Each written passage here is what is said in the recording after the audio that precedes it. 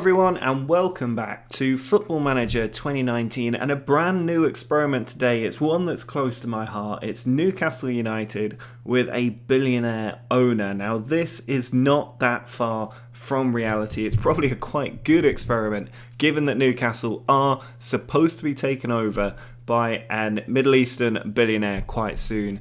He goes by the name, I'm not going to try and do it from memory, Sheikh Khalid bin Zayed Al Nahyan. I think I smashed that pronunciation. What I've done in this experiment is I've created him in the game. I've given him everything that a good billionaire owner coming into a club would need. And I've done this through the full game editor rather than through the in-game editor. So if we go to the Newcastle in-game stats, you can see their finances are pretty much the same. They do have a front-end sugar daddy. That is something that is necessary. But I also did that in the full game editor.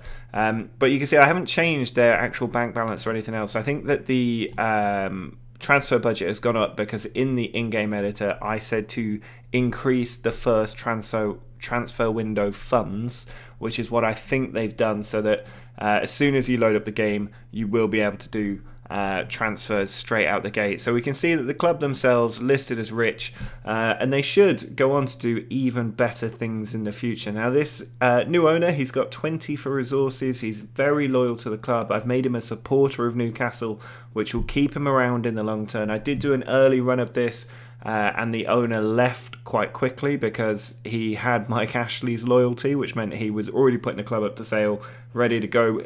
This chairman has also got the full backing of the fans as well, so there should be no push to get rid of him at any point in this experiment. Now before we go ahead, do make sure that you subscribe to the channel if you are new around here. Make sure you drop a like on the video as well if you enjoy these kinds of experiments. This is a bit different to ones that I've done in the past because I've used the full game editor to change the owner himself rather than just give the club £1 billion time after time after time. I think this could be a useful experiment on a non-league team. Let me know if that's something you'd want to see down in the comments. But what we're going to do now is go forward. I'm not sure how far forward I'm going to go, but I will see you in just a second.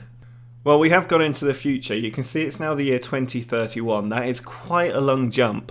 Some of you may know if you've watched my previous experiments. I usually just go 2 or 3 years ahead, but something happened in this experiment which has made me feel the need for probably the first time ever to rerun the experiment, because it's laughable. This, I would say, is the most realistic expectation of what would happen if Newcastle got a billionaire owner. Because he came in, he put a huge amount of money into the club. You can see this is where he came in, just here when we finished 10th. His first season at the club, we got relegated. We then didn't get promoted, got relegated, promoted, stayed up, relegated, promoted, and now we finished 17th 2 years in a row. And I think that this is just the absolute perfect visualization of what would really happen if Newcastle got a billionaire owner. Now, I tried to let this run to see what would happen going into the future, but unfortunately, around the end of this season, the chairman got fed up and decided to leave the club. Which, to be honest, with this kind of track record, which I would say is worse than Mike Ashley's, I would probably do the same as well. Cut your losses. 2 years in the Premier League, make a run for it, see what you can do as a result. At the minute, we are halfway through the 2030-31 season, and Newcastle actually in 14th place, which isn't too bad, but only 5 points clear of relegation, very likely to be relegated. So I'm going to do this experiment again to hopefully see a slightly different viewpoint. But if we have a look at the stats that kind of back this up, you can see first season he went out and spent just £41 million on Jordan Ibe. Not sure that's the greatest use of money when you're letting players like Jose Perez go, Christian Atsu go, players that could actually do something at the club. The next year they did go out and spend 86 million, but they had 142 million go out of the club. A lot of the big name players gone. Now Miron's gone, Lascelles went. And they just didn't spend their money very well either. I mean, Boufal's a good player, but everybody else, a bit of a waste. Drinkwater, Gibbs coming in. These are failed Premier League players. They did get Patrick Roberts, though, which is quite a good one.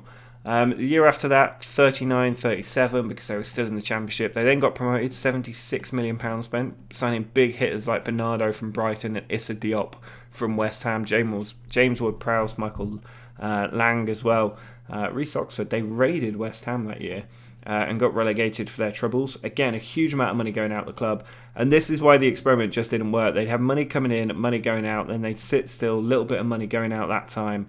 And then they started to spend a bit of money. But then this season, where they got relegated, £200 million left the club. West Ham getting money, putting money back into the club after having so much from us before. But you can see just all these players leaving for reasonable transfer fees as well. And they just never really got going because the relegations and everything just didn't work. Now this season they went out and spent a huge amount of money, and yet they're still 14th in the league table. The owner, I think, if he hasn't gone, is just about to go. Yeah, here you go. So the chairman left in December. It's now January. The new chairman came in and it was floated on the stock exchange as well. Now, one of the important things here is that the club did fail financial fair play in 2029, which could be a reason why the owner left. But generally, this was a sadly accurate experiment and not an awful lot of fun. So what I'm going to do now is rerun the experiment, and hopefully we get a different result. If we do, we'll probably only go 2 or 3 years ahead and take a much more in-depth, considered and measured view of the experiment rather than rushing 15 years into the future. So I'm going to load this up again and we'll go 1-2 years into the future and see how the club does if they don't get relegated in their first season. Well, we are now 2 years into the future from the original date. It's the year 2020, and they didn't get relegated in their first season, so we have something to build on and hopefully see them do well. You can see in this first season, good Carabao Cup run going through against Blackburn, but a very difficult Premier League start, a lot of defeats very early on. Good little run of form end of the year, got knocked out of the Carabao Cup quarter-final, but they did manage to beat Spurs 3-1. They beat Chelsea as well just before that, so a nice little run of form up to that defeat. And then more defeats coming in. It's not a spectacular season by any sense, getting beaten by Preston in the FA Cup third round. A little bit of a patchy form to the end of the year. They did beat Arsenal 3-0 though, which was a nice result. And ultimately, it wasn't too bad a season as they ended up finishing in 14th place in their first full season. Now the second season started off in a much better way. They did have a couple of early league defeats, but then bounced back well, gained a decent number of points on the board, nothing spectacular, but still going in the Carabao Cup as well. And they did actually manage to beat Wolves in the quarter-final to set up a semi-final against Spurs, which they drew the first one at home 1-1, and then beat Spurs 2-0 away from home. Andre Gomez in the club, scoring to send them to the final, and they actually beat Chelsea in the final. So just the second season of a billionaire owner, and Newcastle have won a major cup for the first time in 50 years. That is quite a return on your investment straight out the door. Spectacular run of form here from the end of December right up to the end of January. A brilliant month for them.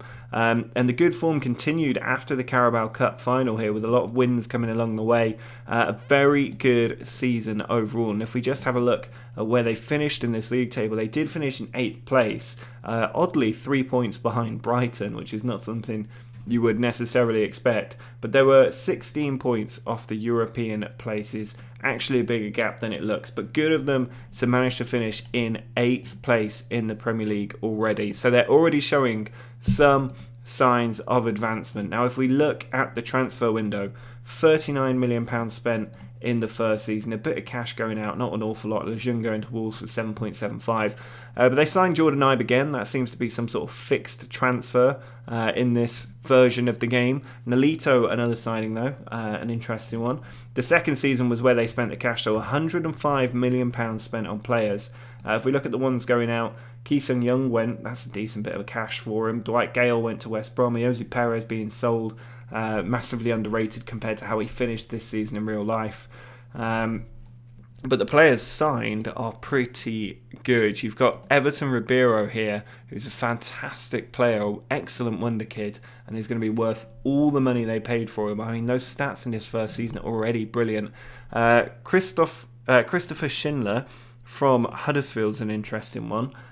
He had a good season with Huddersfield, signed for a lot of money, but having another good season for Newcastle. Danny Rose picked up, Michy Batshuayi, Oxlade-Chamberlain. These are the kind of players you would expect a team to sign. If you think back to Chelsea, Manchester City, when they got all their money, these were the kind of players they were signing. They're big names, but from big teams where they weren't the standout players.